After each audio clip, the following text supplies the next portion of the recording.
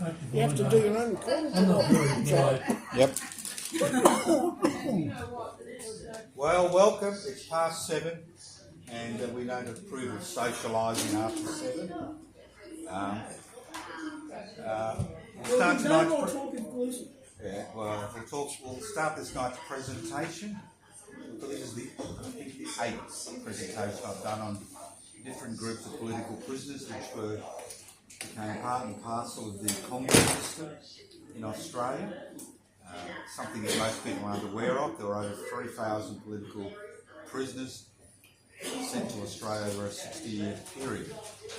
And the group I'm looking at tonight are the Young Irish Revolutionaries and Rebels. So in order to talk about them, we need to give a bit of background, although we've spoken about different groups of Irish rebels that have been sent to Australia.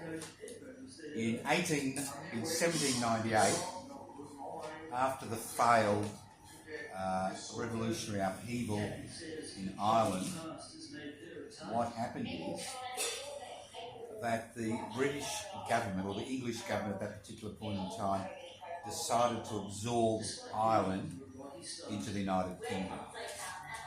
And from the time Cromwell invaded Ireland and the 1798 revolution, Ireland had its own parliament. Although there was a property qualification for who could vote and who could stand, they had their own parliament. And that parliament was dominated what's called an Anglo ascendancy, because what happened was when Cromwell defeated the Irish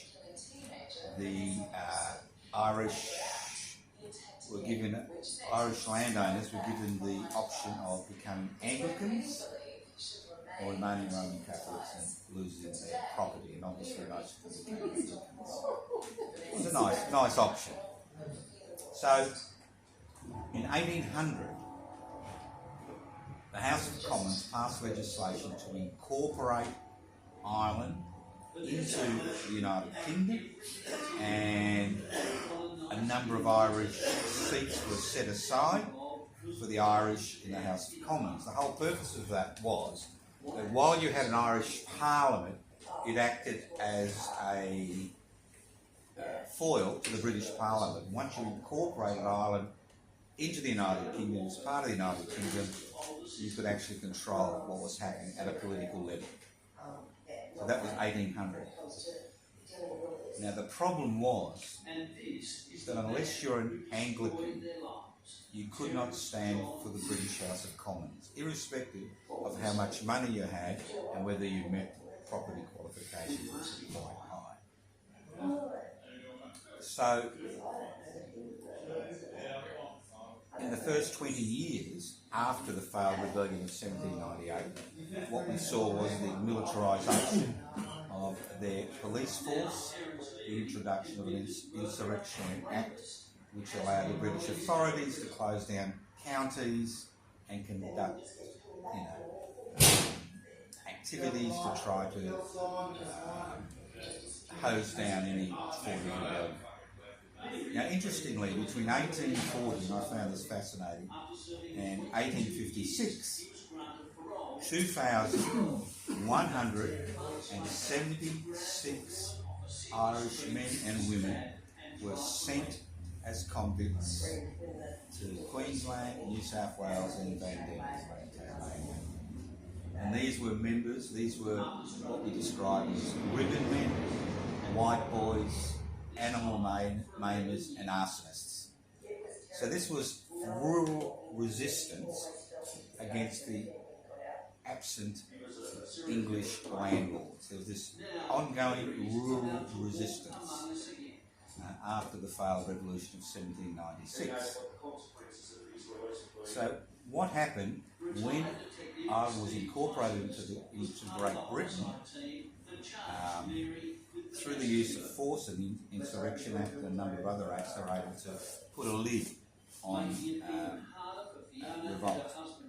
Apart from these acts by these groups, which were a little bit like the mafia was, the Irish mafia, they were basically there to protect tenant farmers from, zealous middlemen and informers, because the whole of Ireland was racked with informers. That's how the English absentee landlords were actually able to maintain power. But in 1824, things began to change. Sorry, 1828, things began to change. What happened was that Daniel O'Connell, who was commonly known as the Liberator in Ireland, was elected to the British House of Commons from County Clare. The dilemma was, because he was Roman Catholic, he couldn't take up his seat, because seats were only reserved for Anglicans. There was a lot of internal dissension in Ireland, the prospect of a new revolt, and in 1829 the law was changed, and it meant that Methodists, Presbyterians, other Christian denominations, including Unitarians and Catholics, could actually stand for Parliament and take their seats in the House of Commons. But you've got to remember that the Irish were a minuscule minority in the House of Commons compared to the rest of the people. So Daniel O'Connell was then involved in a 20-year struggle which used moral force, which basically is peaceful protest. And he formed an association which had a lot of support in Ireland called the Repeal Association. And the Repeal Association was based on the principle that the forced incorporation of Ireland into the United Kingdom should be repealed, and Ireland should have its own parliament. Okay? Now, getting back to the real world, because we've got to deal with the real world. Getting back to the real world, you've got to understand that Ireland was although it was part of the United Kingdom, it was treated like a colony. The Irish was seen as cheap labour. They produced cheap food, which was exported to Britain, and any profits that were made were invested in Britain, not reinvested in Ireland. At the same time, the traditional crafts in Ireland had been swamped by cheap imports from the Satanic mills, the new industrial production which was occurring in England. We spoke about the charters in the past, right? So you've got this constant pressure. You've got this constant pressure from below.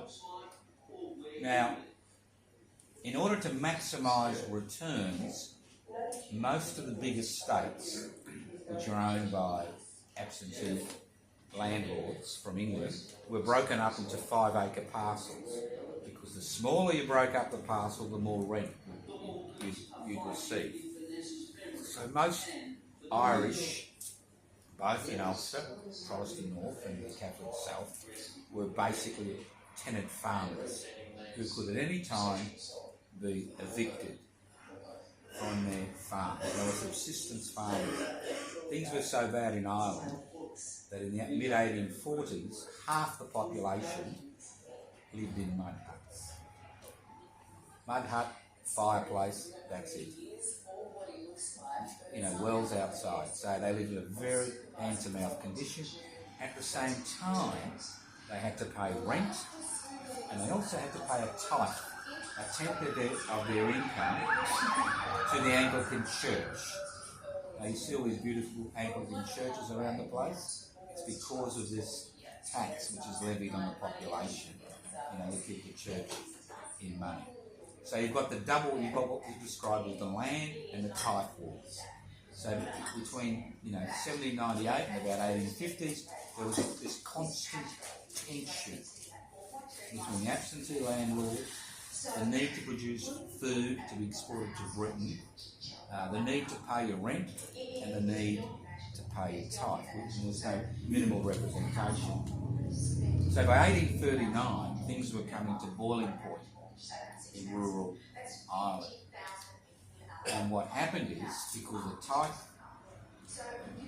and the rent were paid separately, and in order to overcome resistance to the tithe to the Anglican Church was incorporated into the rent, which was in 1839. But it still meant you had to pay the same, but you didn't have two arms of government wanting their money, right? So there's this constant tension. Now you find it interesting that most of the arsonists who were sent across to Australia were women, because arson was the primary weapon, obviously, of women. The animal maimers were men, and obviously the white boys and the men were basically standover merchants who ensured that any middleman, that's the rent collectors, the glad control, or the informers were dealt with. So it's a very nasty situation. Now remember, in 1800, there were 5 million people in Ireland. By the mid-1840s, there were 8 million. The population has risen by 3 million. The amount of resources available to them has decreased. The taxation burden hadn't decreased. At the same time, your friend Sir Robert Peel, who's responsible for the creation of the police forces in England, he was actually a major player in Ireland, and he created this, as I said before, this militarised police force. It was heavily armed, went across Ireland, kept order in the most brutal fashion. Okay? Now then came the famous potato blight. Now remember, Irish farmers were dependent on receiving income for the potatoes they grew, which were exported to England. So we had a monoculture, and there was very little space to grow your own food, although some people obviously tried to grow their own food. So in order to survive, you were part of this monoculture, which was based on export trade. Now the Irish, those who understand the history, have a very famous saying. It is, God gave us the blight. Right? God gave us the blight. The English landlords gave us the famine. Because the blight occurred across Europe. Right? Potato crops across Europe were affected. But only in Ireland was there famine. And what happened in a 3-year period, between 1845 and 1848-49, what happened is that out of a population of 8 million, 1 million died directly of starvation. 1 million, over 500,000 died directly as a result of diseases related to starvation.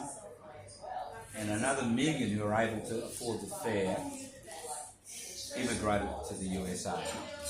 So from a population of 8 million, within 3 to 4 years, it dramatically dropped to 5.5 million.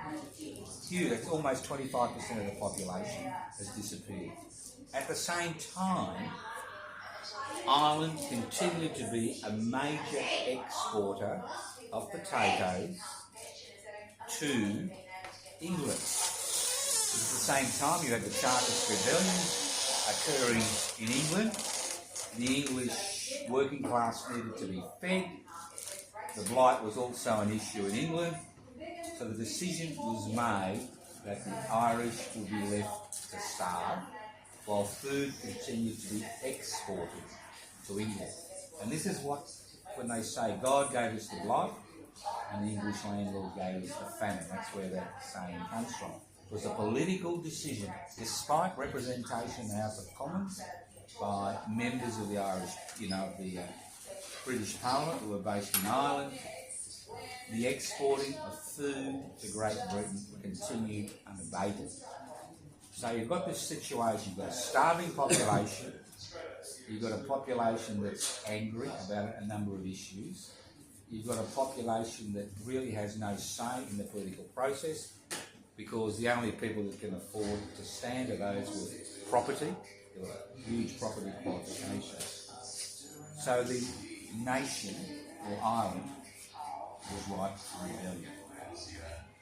This is where the Young Ireland movement comes from. Now, Daniel O'Connell, who was, as I said before, was the first Catholic from Ireland to take a seat in the House of Commons in 1828, was still campaigning on a moral force platform, a non-violent platform to change things, believing that the same strategies that allowed him to take up a seat in Parliament as a Catholic could be used to actually change property rights and land rights in Ireland. At the same time, there's a new class of young firebrands and intellectuals being moulded by what's happening in Ireland at that particular point in time, both in Dublin and Ulster. You've got to remember this Catholic and Protestant divide it's a 20th century thing. There was really no divide between Protestants and Catholics at that particular point in time.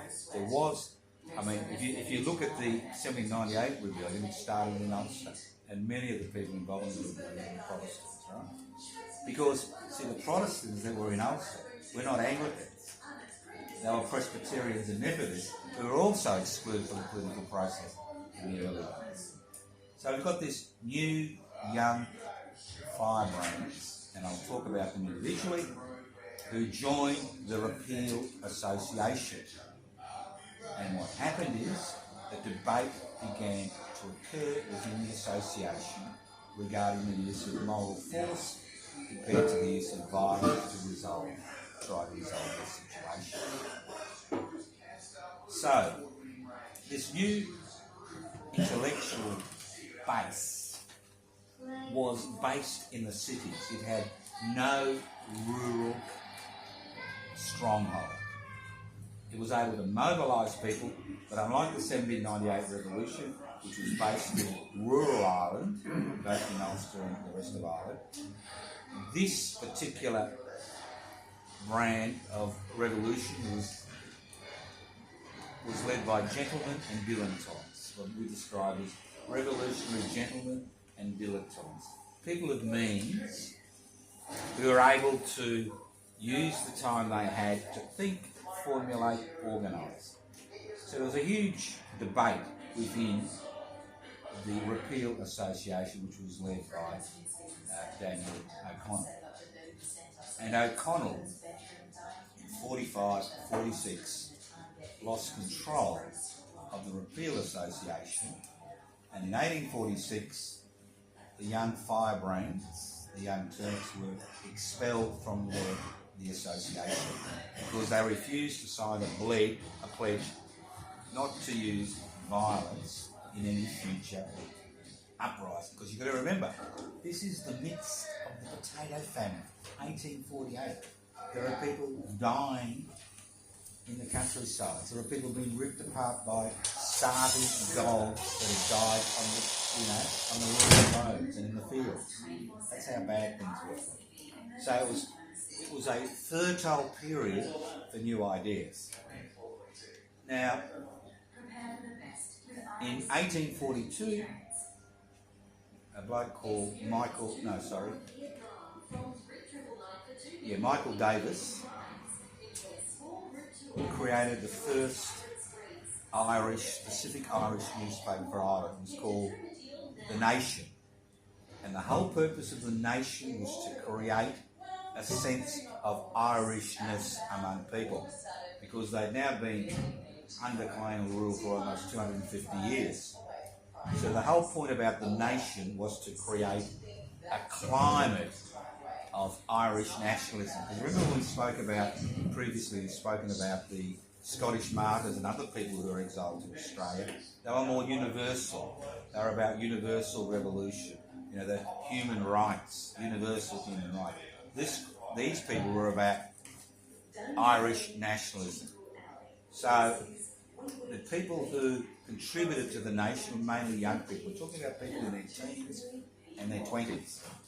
Now, Michael Davis died in 1845, just naturally, and another bloke called Charles Gavin Duffy, remember that name? He has a lot of things to do with Victoria, colonial Victoria. He took over as editor of The Nation. At the same time, there was a bloke called John Mitchell, who was a little bit of a contrarian. And John Mitchell was from Ulster. He was a Presbyterian. He was a bit of a lad. At 21, he eloped with the 16-year-old daughter called Jenny Verner, who was the daughter of the local Orangeman leader. It was not the thing to do, and he was in jail for a few months. But at the same time, when he was released from jail, he married Jenny. We'll talk about that later. But the important thing about it is he was a writer for the nation. And he was one of the more radical writers for the nation. He was calling for land redistribution. He was calling for Irish independence. At the same time, there were two women who were writing for the nation. Mary Ann Kelly, who was called Eva of the Nation, who poetry, Gaelic literature, and there's also somebody you may know of, Jane Elgie, who was the mother of Oscar Wilde. Very good. Oscar Wilde. She wrote for the nation. And the name of Speranza. That's right. She wrote for the nation. Good heavens, yes. It's all interbreeding, I'll tell you. Okay. So what happened is,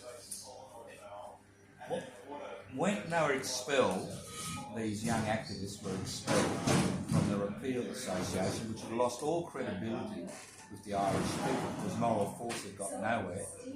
Mr. Daniel O'Connell was so dependent on the system that when he called the mass rally in Clontarf in Ireland, which was supposed to attract 50 to 100,000 people, he called off the rally because the British authorities said it was illegal to have the rally. So he had lost all credibility. At the same time, these young radicals were looking for some type of legitimisation in the eyes of the Irish people. At that particular time, there was a gentleman called William Smith O'Brien.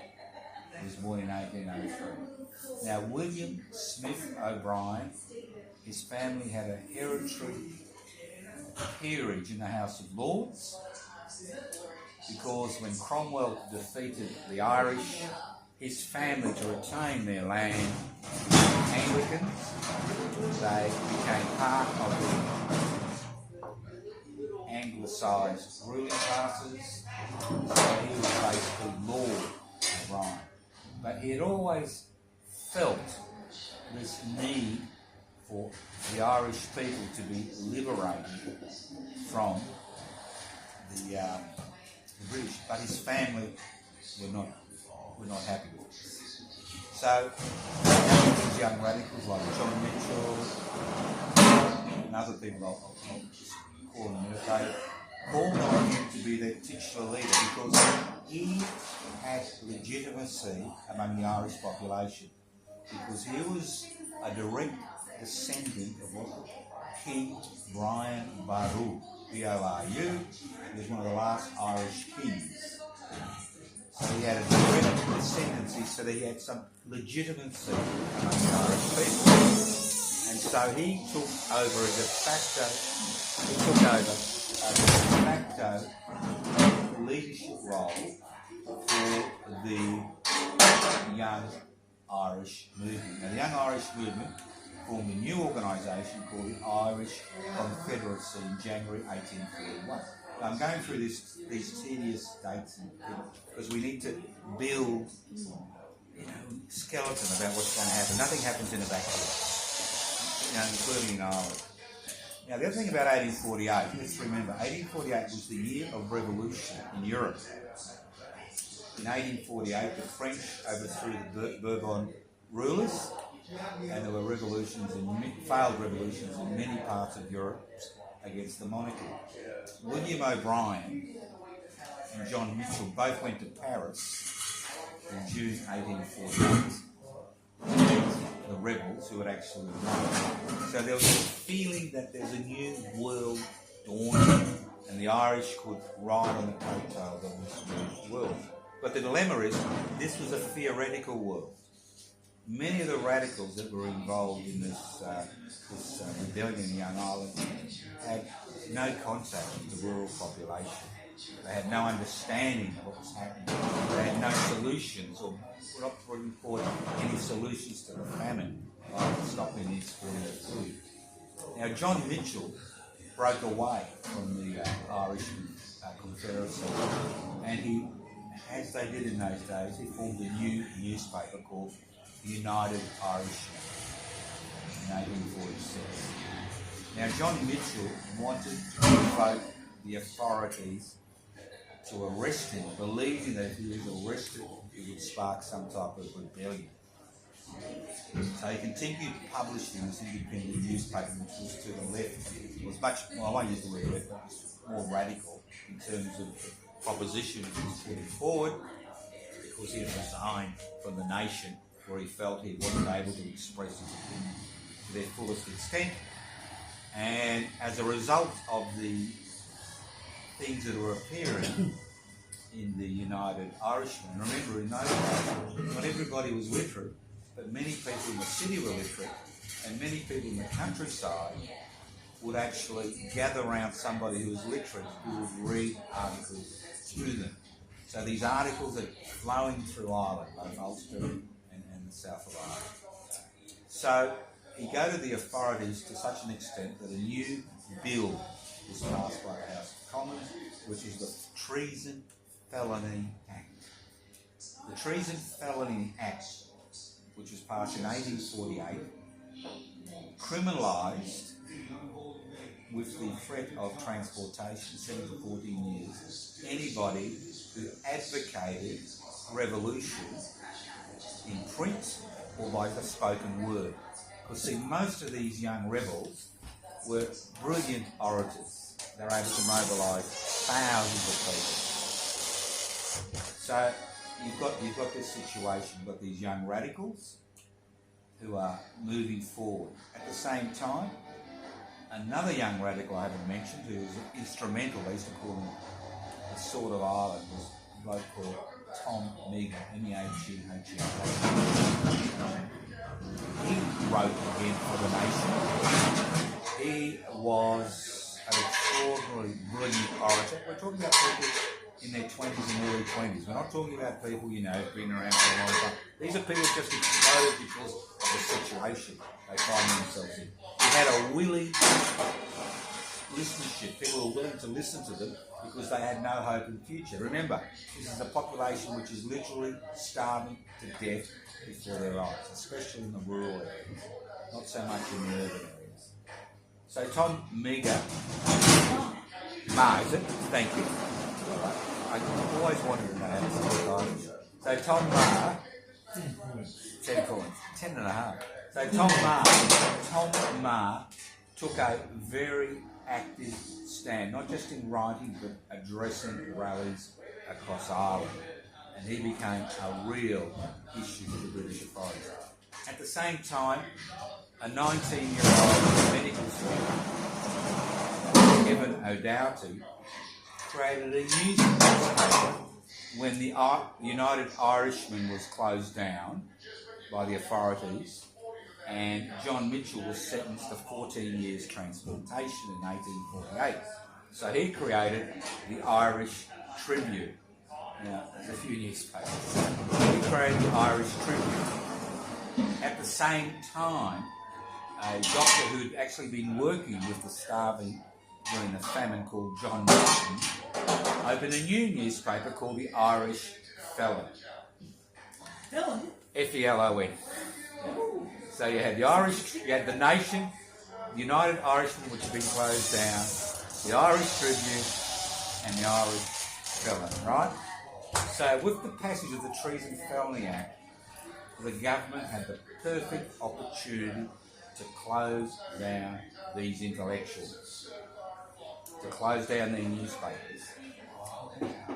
Now, remember that Michael Davis had died, the founder of the Nation, and editorship had been taken up by Charles Gavin Duffy. So, Charles Gavin Duffy, the Nation, John Mitchell, before then we spoke about John Mitchell, but John Martin and Kevin O'Doherty all faced the courts on a Treason Felony Act because they advocated revolution, radical change, violence. And they're all sentenced to 14 years transportation their papers had been closed down. At the same time that the papers were closed down, William Smith O'Brien with Tom Marr were able to coalesce and hold meetings across Ireland advocating revolutionary change. But there was one problem. The titular head, William Smith O'Brien, made an edict that property and land rights needed to be respected if there was going to be any revolutionary change. Now, could you imagine that? Middle of a famine, obviously, they lost any influence they had, any significant influence they had amongst the wider Irish rural population, which was dying of starvation, which was physically and mentally found themselves in a very difficult situation. And if any of you know what it's like to be starving to death, you don't have the energy to revolt, especially if you've got a militarised police force. So, the gentleman, William Smith O'Brien, thank you. William Smith O'Brien decided the time had come for violent action, right? So, they eventually, in 1848, late 1848, they made a stand against 45 Irish police, heavily armed police officers outside a cabbage patch, outside Mrs. McCormick's house. It's farcical. These are gentlemen and dilettantes, right? Now, on one side you have 200 Irish peasants, starving peasants, with stones and pitchforks, right, and the occasional 18th century gun, right, and who were led by Lord O'Brien and his two lieutenants, a merchant called Matthew McManus and a law clerk called Patrick O'Donoghue. And they attacked these 45 police officers, heavily armed police officers, who kind of took over Mrs. McCormick's house and trampled her furniture. And Patrick O'Donoghue decided that they would fire on the heavily armed Irish police. Obviously, it was the first volley of shots that were fired by the police. 2 of them dropped dead and the rest did the right thing and ran away. So that means that Lord O'Brien, Patrick O'Donoghue, O-D-O-N-O-H-O-E, not O'Donoghue.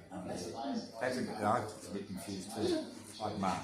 Patrick O'Donoghue and Matthew McManus and our very own Tom Marr were all arrested for insurrection, and they were charged with high treason. The punishment for high treason, as you know, is hanging, drawing and quartering. Now, those of you who are not aware of how you carry out a hanging and drawing and quartering, it's a very simple process. First of all, you strangle the person at the end of the rope. You don't break their neck, you just lift them and strangle them until they're nearly dead. That's the hanging. Nearly dead. That's the key, they've got to be alive. Then you place them on a large table, which is surrounded by thousands of people. Now the trouble is, when you put a person on a table surrounded by thousands of people, it is very hard to see what's going on. So the British authorities, in their wisdom, decided the best way to deal with the situation was to slit the belly, that's quartering, draw it, slit the belly, lift the intestines of the living individual above their heads, and then burn the intestines. Now, anybody who smelt burning intestine knows they've got a specific smell which will stay for you for eternity. If you ever think of rebelling, think about this was going. Then, if you survive, if you're really good, then the executioner will pull out your heart that's style. But if you're really bad treason man, you then had a horse attached to the four limbs and you pulled it apart. So they were found guilty of high treason and the sentence was passed. Now the English authorities are not stupid. They've just had all this trouble with the Tolpuddle martyrs who we spoke about arriving in Van Diemen's Land and New South Wales, and then they had to be sent back and they had to pay for that because of all the rebellion. So they decided that what they needed to do was, because these were gentlemen, remember, class is fundamental in 19th century British society. It is fundamental. It doesn't even matter if you're a traitor. Because of your class, you're treated in a different way to a foot soldier, and I'll go into this later on. Because there are a number of foot soldiers who were also arrested from the 200, and they were sentenced to transportation. So they wanted to kind of exile these gentlemen into genteel obscurity. So they decided to, instead of hanging, drawing and quartering and making martyrs of them, which they wanted, they were going to send them to Van Diemen's Land as convicts. But not normal convicts, but gentlemen convicts. Because Tom Marr, Patrick Mr. O'Brien, Lord O'Brien, my apologies, and Matthew McManus were gentlemen. Right? So they were put on a ship in 1848, late 1848. They had their own cabins. They weren't in irons. They had their own clothes. I think one of them took his wife along with him. And they arrived in Van Diemen's Land in 1848. Now, the Lieutenant Governor of Van Diemen's Land was a bit of a crusty old gentleman, like Governor Hotham of Eureka fame. Didn't have much imagination. And he was pissed off that the Lord Grey and the House of Commons had told him to treat these people with gloves. So when they arrived, the four of them, they were offered a ticket of leave. What that means is they had to live in a particular area which was assigned to them, but they could have their own house, they could have their own servants, they could actually earn an income and make money. That's what a ticket of leave entitled you to do.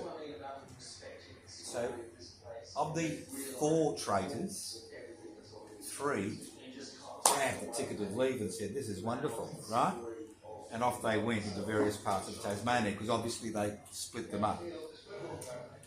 Now, Mr. William Smith O'Brien said, "No, I'm a gentleman. I will not accept a ticket of leave. If I accept a ticket of leave, that means that as a gentleman, I am not able to try to escape. Because it would be a dishonourable thing for me to accept a ticket of leave and then try to escape. Because part of the provisions regarding a ticket of leave is you have to promise not to escape. And these were gentlemen, they could not go against their word." So Lieutenant Governor Denison is a little bit pissed off with this. Here we have one of the most senior members of the House of Commons, a lord, with friends in the House of Commons and relatives in the House of Commons. Not only does he have a peerage, but he's also the Catholic, he's also the Anglican representative for the seat of Clare, right? And he's not very happy with this, but he can't do anything about it. So he decides, what I will do is I'll send Lord O'Brien, right? I'll send him to Maria Island off the coast of Tasmania, which is a convict settlement. But he got his own house, good rations, and as long as he behaved himself, it was all right.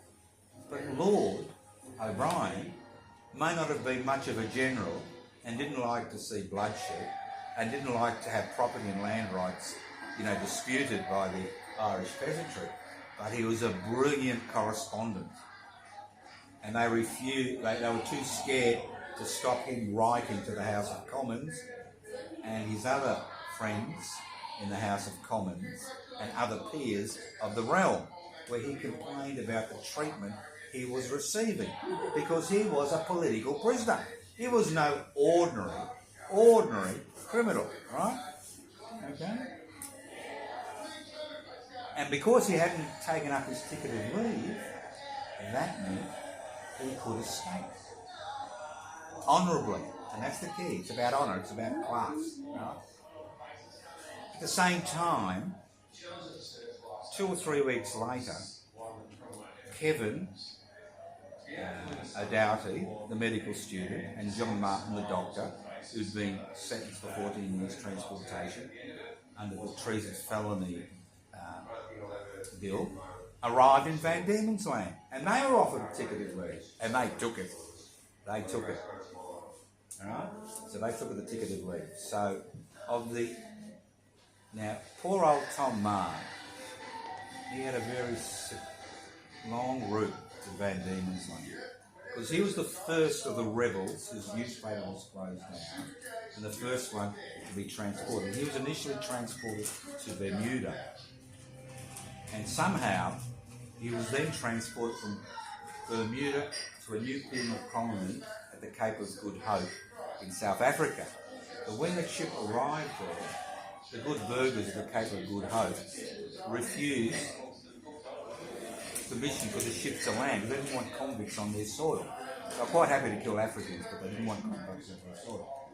So after a 6-month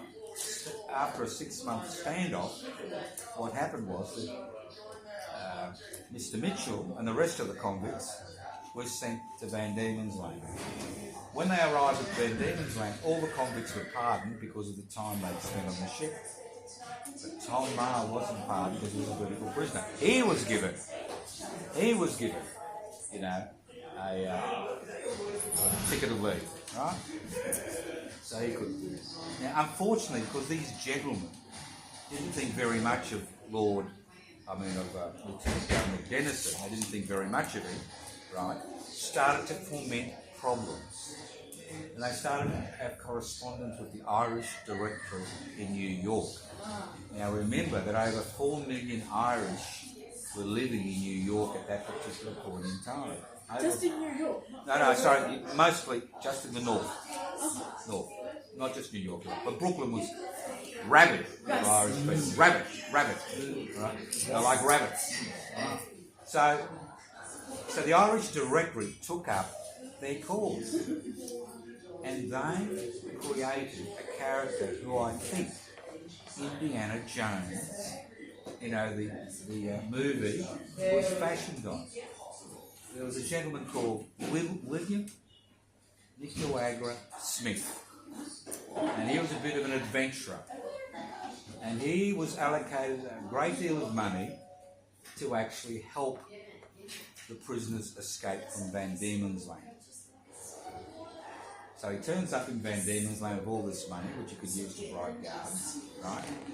And the first thing they tried to do is get Lord O'Brien to escape, because he hadn't taken up a ticket of leave, right? He was a political prisoner. And they organised for Captain Ellis from one of the whaling ships to pick him up at Maria Island. Now, unfortunately for Lord O'Brien, I'm not making this up, I know it sounds ridiculous, but unfortunately for Lord O'Brien, Captain Ellis was crooked. He kept the money and didn't send a boat to collect him. So poor old Lord O'Brien is, trying to swim against the waves with a guard threatening to shoot him, and no whaling ship coming to collect him, because Captain Ellis has pocketed the money and refused to pick him up. Now, you can imagine Lieutenant General Denison was livid. He was livid. This man's living in the lap of luxury. He wants to escape. So he decided to send him to Port Arthur. But, and if anybody goes to Port Arthur, look out for this. They built him a 2-storey house. in Port Arthur, because obviously he couldn't mix the normal convicts. So he went to Port Arthur, but they were pretty nasty. They decreased his rations, kept in total isolation, because Port Arthur wasn't actually about whipping people, it was about dehumanising people through isolation. Convicts were not allowed to talk to other convicts, they wore masks, they weren't allowed to look at other convicts. It was totally isolationist policy, a little bit like Guantanamo Bay, right? Nothing's new on the planet. So eventually he broke down, he accepted a ticket of leave, and he was sent back to Hobart, okay?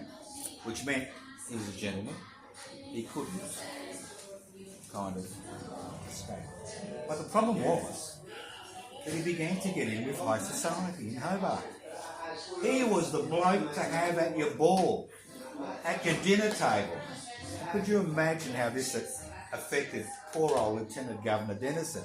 He's this criminal who's been feted as a hero in the best salons and homes in Hobart town, and he's creating dissension everywhere. He's writing here, writing there, dressed to fine nights, having a great time, thumbing his nose. At the same time, there's a problem. Patrick O'Donoghue, who was just a humble law clerk, although people thought he was a gentleman,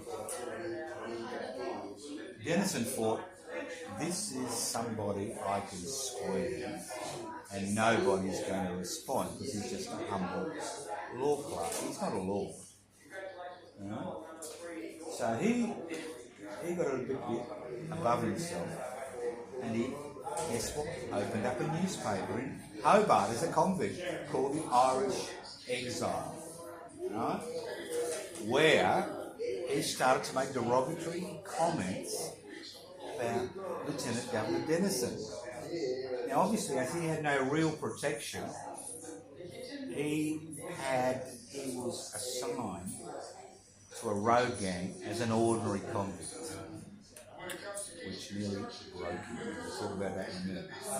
And at the same time, Mr. Mitchell, right, had made contact with William Niagara Smith, who always wore two guns, right? Now the problem was that while you had your ticket of leave, you couldn't escape because that would be dishonourable. And if you were dishonourable, then you wouldn't be accepted in polite society. Remember when I talked about the 1804 revolution here at Vinegar Hill? Remember when I spoke about that? And the British officer who refused to accept the white flag of the Irish rebels, and attacked them while they had the flag up, was shunned by polite society for the rest of his life. So this is really important. To be a gentleman, you need to have your honour. So what they had to do is they renounced their ticket of leave before they could escape honourably. So Tom Mitchell was the first one to escape. What he did is, him and Niagara Smith rode in to the magistrates' court at Bothwell in Tasmania. They bribed the guards beforehand, obviously. He had a lot of money, Niagara Smith, I should say. Niagara Smith. They bribed the guards. He turns up the magistrate, puts down his ticket of leave, says, I renounce my ticket of leave, and then rides off into the bush with the inhabitants of the town giving him a nice applause, all right? He then has passage arranged for him as a priest, all right, onto a ship.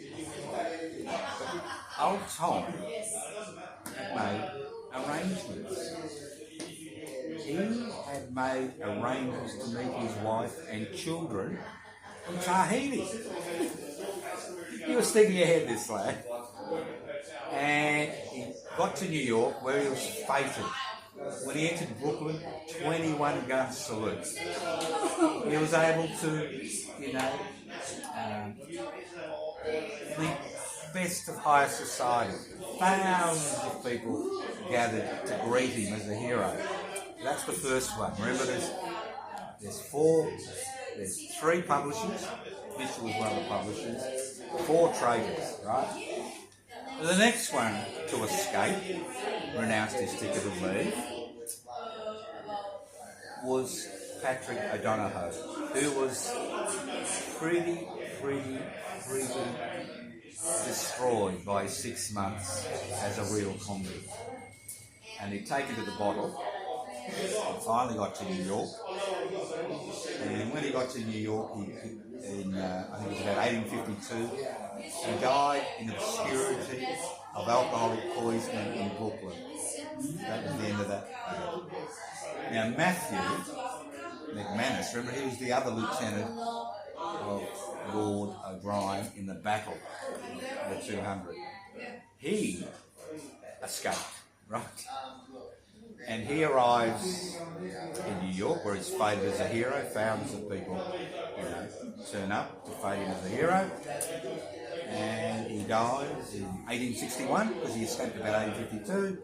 He's actually buried in Ireland. His body was brought back to Ireland to be buried. Thousands of people went to his burial. Now, the most fascinating one is our mate Tom Marr. Now, Tom Marr was the last one of the four. He was the traitor to escape, right? And he escaped, I think. And now Tom Marr had blemished his character while in Tasmania. I think the lack of female company got to him, and he married the daughter of a convict. Now Lord O'Brien was shocked at what had happened. And poor Catherine, right, his 16-year-old bride, he felt, well, he's going to regret it sometime later in life, So he married the 16-year-old and escaped and left her behind, and she had a son, right? So he arrives in New York. Now remember, Tom Marr created the Young Ireland movement in 1845. So he was seen as a great hero when he arrived in New York. The only problem was the wife was the daughter of a convict, but that can be resolved. Right? Now while he was in New York, his son died of influenza, his 3-year-old son. And so Catherine, his wife, was sent to Dublin, where she was greeted by thousands of people. Thousands of people. This is the wife of Tom Marr. She was greeted by, irrespective of whether she was a royal or convict. I remember half the bloody Irish were convicts in this place. So, I didn't care. She then went to meet young Tom in the US. The relationship didn't go well. She got pregnant and returned to Dublin, where she had another son and died of typhus. A little bit like Princess Diana, died conveniently with typhus at the age of 22. The second son was basically brought up by Tom Marr's grandfather. Now this was the opening of an opportunity for Mr. Marr. His wife had died. Normal circumstance, he died of typhus. He was in the US. He was involved in a great lecture tour, where they sold tickets to hear his story. He even had a polka named after him. The Marr polka. You could look that up, Julie. He's pretty good at these things. He reviewed military parades. And guess what? Soon after his poor Catherine died, he married into Democratic Party royalty in the United States of America. Right?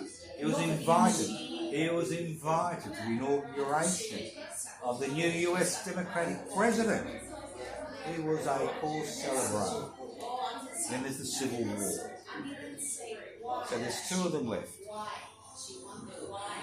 during the Civil War. Poor old Patrick O'Donoghue has died. Matthew McManus has died. So we've got John Mitchell the contrarian, and we've got Tom Marr, the great revolutionary hero. Now when Tom Mitchell arrived, as I said before, in the US of A, he described himself as a professional revolutionary, adventurer, and seditious propagandist. You know, you think his business card. that's right. That's how he described himself on his business card. He opened a newspaper in New York, which went all right, and then he moved to Tennessee with his wife. Remember, he married Jenny Verner when she was 16 in Ireland when he kidnapped her, you know, from her Orange Lodge father, you know, and she was there providing the sons necessary, right? So, look, I'll do these stories, then I'll go back to the thing. I'll do their individual stories because you couldn't write this, you couldn't make this up, right? No, right. So he's the editor of a newspaper in Tennessee. Civil War breaks out. Now this is the great Irish Revolution, you know, John Mitchell. So what does he do? He sides with the Confederates. He supports slavery. 2 of his sons died in the Civil War. And eventually, 2 of his sons died in the Civil War. And eventually, he returns back to Ireland. Although being a felon, he's not allowed back in Ireland. And guess what he does when he returns back to Ireland in 1871? He stands for the House of Parliament, the House of Commons, as the member for Limerick. He's elected as the member for Limerick, but because he's a convicted felon, he can't take up his seat to hold a fresh election. He restands. Once again, he is elected as the member for Limerick. He then does Don Quixote type of move and says, Westminster has nothing to do with Ireland, therefore I refuse to take up my seat. Right? He died soon after. Now, Tom Marr's life is different. Now, remember, over 200,000 Irish men were involved on the side of the anti-slavery, you know, the Democrats, in the battles. And guess what? Tom Marr, with his impeccable Democratic Party connections, was appointed Brigadier General of one of the Irish brigades. He acquitted himself brilliantly. He was on the right side, he was on the northern side, he did all the right things, and as a reward, he was made acting governor of Montana, which at that stage, this was after the Civil War, was the Wild West, and his job was to civilise the Wild West while depriving the local Indians of their land. That was his job as acting governor. Now, at that stage, many of the people involved in the Confederate side of the Civil War were acting as vigilantes in many of these marginal, emerging United States as the United States moved westwards towards California. And while on a steamboat trip on the Missouri in 1867, he fell overboard in mysterious circumstances and his body was never recovered. So that's the end of Tom Marr. Great revolution. Yes. Now remember the lesser lights, the editors. Remember Kevin O'Doherty. This is where it gets really fascinating. Kevin O'Doherty, a 19-year-old medical student who was sentenced to 14 years transportation for being the editor of the Irish Tribune, right? Now this poor lad falls in love in 1848 during his trial. And guess who promised to wait for him until he was released from prison? Mary Ann Kelly, Eva of the nation. They'd fallen in love. A marriage made in heaven. In 1854, when he was pardoned, he married her in a Catholic ceremony in 1855 in Europe, I think it was France. And in 1856, he was allowed to return back to Ireland. But he didn't like Ireland that much. And guess where him and either of the nation, Wendy and Kelly, ended up in 1860. Come on, you know history. Brisbane, Queensland. Him, the great Irish rebel, he's now he's a member of now of the Royal College of Physicians, so he's a practicing doctor. He ends up in Queensland in 1860.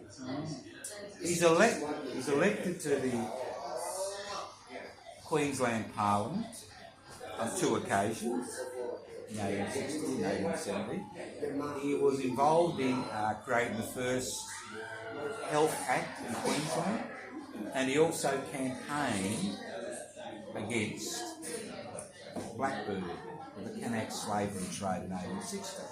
So he had his heart in the right place. He had a thriving medical practice, a wonderful wife who kept writing poems and things about the new land they found themselves in.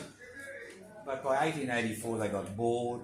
They returned back to Ireland in 1885, where he was elected to the House of Commons as the member for the county of, I think, Heath or Meath, I forget which one. And he did that for a term. He got bored. In 1885, he's elected on what's called a Home Rule platform. Home Rule for Ireland. He comes back to Queensland, hoping to be greeted as some type of saviour, and guess what? People refused to go to his medical practice because he supported Irish Home Rule. So, how did he earn a crust till he died in 1902 at the age of 80? He became the supervisor of quarantine in Queensland and a member of the Queensland Health Board. Isn't that extraordinary? You start off your life as an Irish rebel, you're buried in Queensland, a virtual outcast, a forgotten outcast. His wife, Mary Ann Kelly, keeps writing poetry and literature till 1910, when she dies at the age of 82, and again is buried in Brisbane. Now, I knew nothing about these two people. I was born in that place, and I thought I knew something about Queensland. Forgotten out of the pages of history. Now, let's get back to our friend Lord O'Brien. Now, Lord O'Brien was pardoned in 1854, but he was not allowed to return to Ireland, right, for 2 years. So he just enjoyed himself in Europe for 2 years and then returned to Ireland, went back to the family estate, where he didn't have to make his own bed. Because another story which is quite funny was that when he was on the ship being transported from Ireland to Diemen's Land, he had to make his own bed for the first time in his life. And he was a man, he was 43 at that stage. Right? Well, I can imagine, he's a gentleman, all right, leave him alone. But he's well respected, went on lecture tours, looked after the estate, and continued to be a peer of the realm. He died in 1867. Now, who have we got left? Somebody you've all forgotten about. The most important connection to Victoria and Australia. Charles Gavin Duffy, the editor of The Nation. Now, unfortunately for the British authorities, because of the brilliant legal defence he had, although he was tried 5 times under the treason felony bill, he was never convicted by a jury. So of all the young Irish rebels, he was one of the few that was not convicted by a jury. He took up a seat in the House of Commons. Again, he was elected by the Irish people, I think in about 1854, 1855. He tried to pass a land reform bill. He was double-crossed by his so-called friends in the House of Commons. The reform bill lapsed for lack of support. He was so pissed off with the situation that he sold The Nation, the newspaper The Nation, which was still going, and guess where he went to in 1856? You don't tell me. Come on. Guess. Not Brisbane. No. Melbourne. He came to Sydney and Melbourne. Now the people of Sydney and Melbourne, which had just received their legislative assemblies, because of the Eureka Rebellion and all that, were gone. Here is a member of the House of Commons. Here is a young Irish rebel. Here is the editor of the past editor of the nation. He is amongst us. So what did they do? They collected money for him. And there was a bit of rivalry between Melbourne and Sydney. But eventually, he was a barrister by trade. They eventually had collected £5,000, which is equivalent to about $5 million these days. And with that £5,000, he decided to settle in Melbourne and establish a law practice. And he used half to buy a house in Hawthorne, as you do, and he used half as his entry into the Victorian Parliament.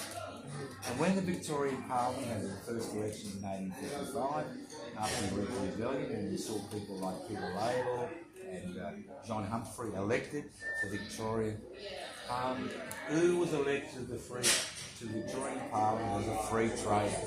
Mr. Sir Charles Gavin Duffy, right? Now, he was elected 3 times to the Victorian Parliament. In 1863, this little piece of legislation snuck through Parliament, which nobody realised it snuck through Parliament. And what it said is that any member who has been elected for 3 terms gets a £1,000 gratuity every year from the Victorian government. So what did he do? He resigned his parliamentary seat and went to live as a gentleman farmer in Sorrento, right? But it's a bit boring for him. A bit boring. So what he did was he got re-elected to Parliament, and guess what? Ever heard of the Duffy Land Bill? Well, you should know this. The big battle after Eureka was to wrest the land from the hands of the squatters, the 700 squatters that owned Victoria. And the Duffy Land Bill was based on the principle, it was passed in 1861 before he resigned in 1863. It was based on the principle of selection after surveying. So what people wanted was selection before surveying, because that means you could go into a squatter's land and select land for yourself. And obviously the squatters were able to overcome this. So he left Parliament in 1863, enjoyed his £1,000 for life per year, rejoined Parliament, and in June 1871 he became the 11th Premier of Victoria. So Premier of Victoria, June 1871 to June 1872. Just before the radical public education bill was passed in 1872, which he opposed, to provide universal free education to all children in Victoria. He opposed this. I think he opposed. Because he was a free trader. That's why business put him in Parliament in the first place. Because he was the only person in Australia who had been a member of the House of Commons who understood how the parliamentary process should go forward. So, in 1875 he got bored with all this, resigned, left Victoria. You get $1,000 a year? Oh, every year. Plus extra. A second Oh, he did. second time. Yeah, but no, what happened is, once people realised that 3 members were entitled to $1,000 for life, they did another bill and rescinded it. Because you've got to remember, in the first 20 to 30 years the Victorian legislature it was a total mess. The premiers would be there for 6 months and they'd disappear. People would be stabbing each other because the land qualification. That's a different story. So he went to, by this time he was on to his 3rd wife, because 2 other wives had died, and he dies a rich gentleman who's over 10 children in Florence in 1902. So it pays being an Irish rebel. Now, let's get back to the foot soldiers. Now, remember these gentlemen got tickets of leave, They were treated as gentlemen. Kids occasionally, like Mr. Donohoe, he'd teach them a lesson across the road gang. At the same time, 5 of the 200 who were involved in that little revolt were arrested. 5 foot soldiers whose names I will now reel off. It's important to remember the foot soldiers, alright? Not just the intelligence. These were young men who've been involved in this rebellion, who've been arrested, been transported for 14 years in 1848 to Van Diemen's Land. Now, there was Thomas Donovan, Cornelius O'Keefe,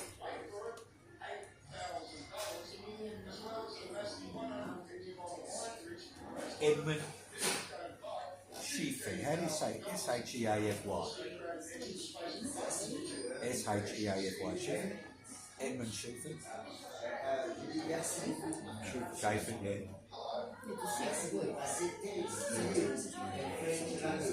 Thomas Wall and John Walsh.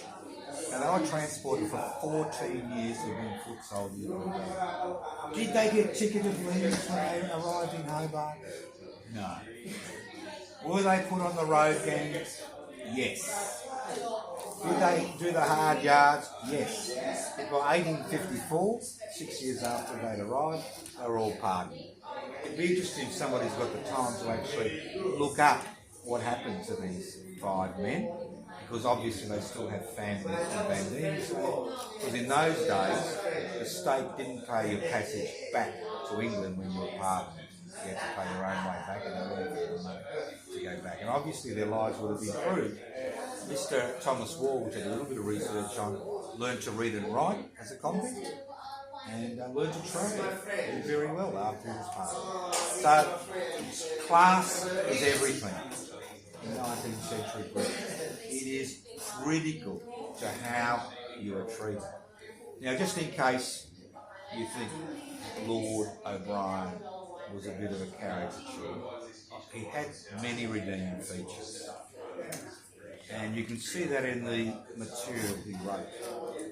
Like in 1850, one of his statements, which written was, perhaps in the annals of mankind, there is no darker page than the recording of the extinction of the Aborigines of Tasmania. So, he may not have been much of a general or a military man, because he had a bit of humanity about him, but he understood the situation he found himself. Unlike our little mate Tom Mitchell, who was a total racist, what he said about the English, what he said about the convicts of Tasmania, he said, this is another direct quote, it would be a blessing to these creatures and mankind if they had been hung. So again, class, fundamental to the way you view things. And the problem with the young Irish rebels is, although they spoke glowingly about the rural masses, apart from Dr. John Martin, who provided relief during the famine, most of them would have no idea how people lived and what was happening and what to do about it, although they were great communicators. But the important thing is they set the bar for Irish independence, because they created the concept of a united nation of Ireland, both Protestant and Catholic, which they saw as part of a colonising process which needed to be violently resisted. So that's why they are revered in history. Like if you ever go to Dublin, there'll be a statue to Lord O'Brien. So, fascinating. So this is a fascinating story. It's a fascinating period, but again, it shows, the revolt in 1796, which we spoke about, which I've got on the YouTube, and the revolt in 1848 was chalk and cheese. That was a revolt where over 30,000 people died in 1796. It continued here at the Vinegar Hill battle in 1894, where hundreds of Irish convicts, Irish militants were sent across. And let's not forget, the 2,100, somebody's done the math, 2,176 ribbon men and white boys and animal mainers and arsonists who are rural resistors to colonisation and found themselves in Australia as convicts during that 50-year period. So, now one last thing before I finish, I know you're all bored, so am I. Well, that's all right, Joe. We can all get drinks. Yeah. One last thing. Remember Peter Laidlaw. And James Laidlaw was Peter Laidlaw's brother. He had a physical disability. He was a writer for the Nation, and he promoted the idea of an agrarian revolution in the Nation. He was arrested, imprisoned, released after 3 months, and died a few months later in 1849 as a result of his imprisonment in Dublin. So that's where the connection is with Peter Laidlaw and James Laidlaw, his brother. Is that interesting? Questions? Is there a book Oh, there's plenty of information. There's around that area, around that town? Yeah. Yeah, there's plenty of stuff. What I've told you is nothing new. What I've tried to do is make it in a format that's digestible. You know. Yeah.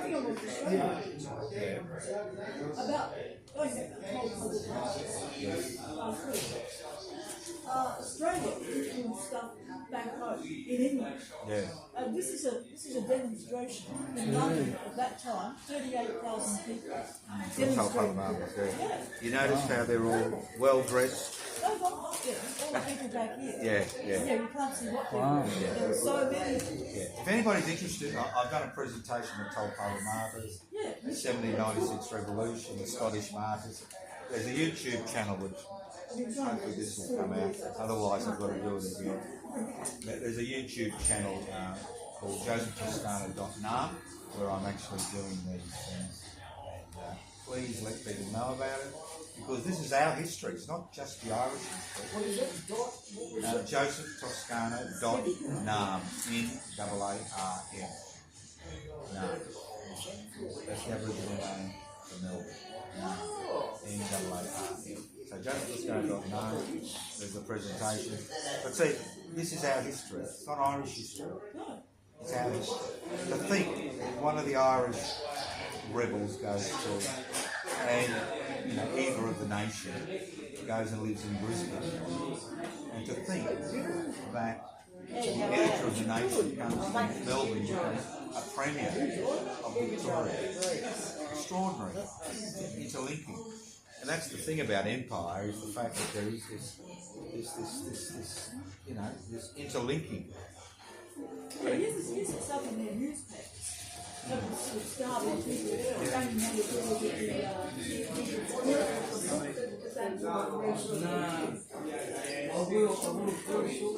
So I'll do a very slight summary.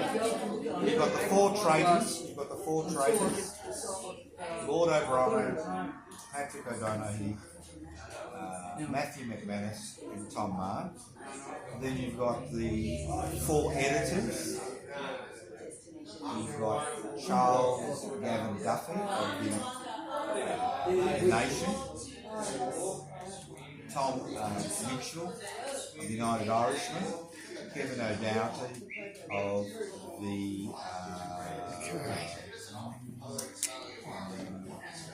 Irish something. And then you had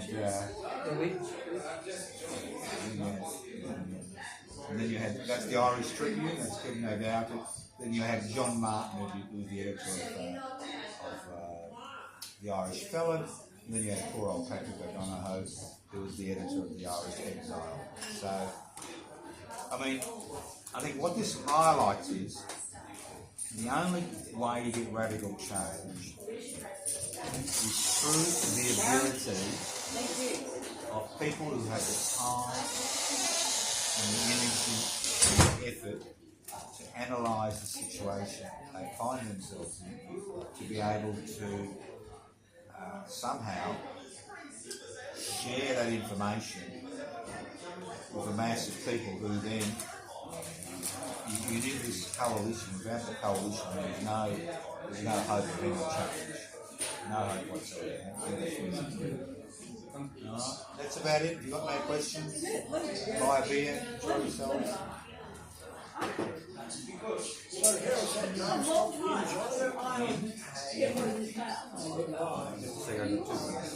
Just finish it.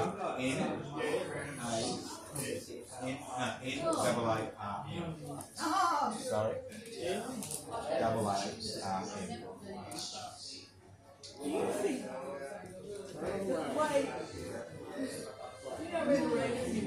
Yes. Was so much in the hands of the big men class straight and stuff. The problem is that for a long time, right up to now. But you have the Irish players,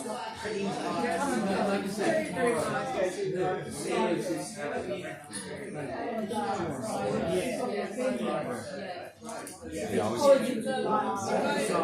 I'm talking about the fittings and stuff.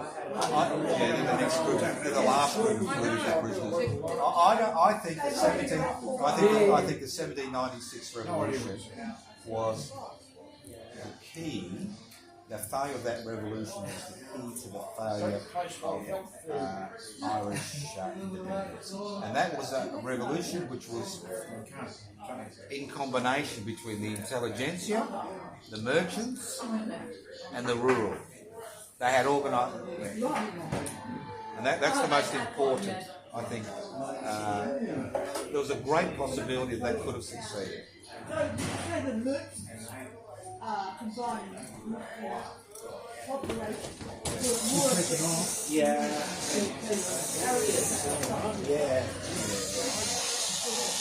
No, they were never aristocrats. I think you need a combination of three. I think you need the intelligentsia, who is able to have the time to analyse the situation and produce the material to explain what's happening. You need people themselves to be organised, self-organised, and I do believe you need the merchants somehow to get involved. Yeah. things that the language intelligence were limited because they didn't really understand what it was like to be ruled or right at the start. You know how many fine phrases That's right. human rights. Well, it's the same today when you hear people talk about the poor, the homeless, the dispossessed, the marginalised. They have no idea. I have an idea because being a doctor, I mix with a lot of different people. Most people today mix with one particular group, which reinforces their ideas. And they don't even realise it. No, they don't realise it. But a couple of years before, about a year before COVID, two academics, married to each other, two academics, they actually were talking widely and they said the average household income in Australia is $175 a year.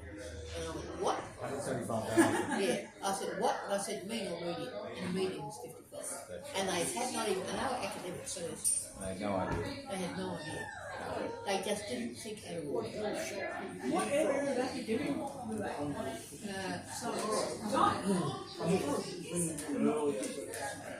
No. One. Well, we don't think about it. Basically, the system's doing them very well. They're comfortable and they work hard at their area and they just left it at that. They didn't think.